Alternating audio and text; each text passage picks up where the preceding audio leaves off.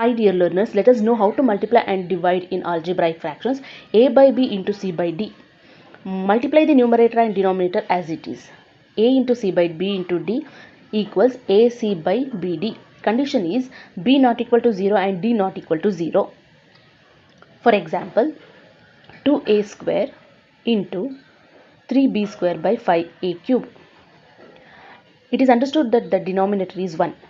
2 into a into 3 into b by 5 ones are 5, a into a get cancels, a get cancels, 2 3s are 6 into b by 5 into a equals 6b square by 5a.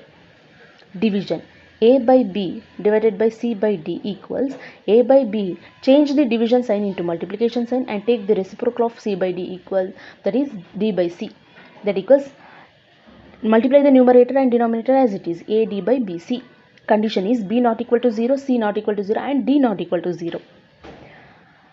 For example, 12 by a square divided by 4 by a cube. 12 by a square, change the division sign into multiplication sign. Take the reciprocal of 4 by a cube, that is a cube by 4. 12 into a by 4 into a. A gets 4 ones are 4 3s are, a get cancels, that equals 3 into a. Thank you. Subscribe for more videos.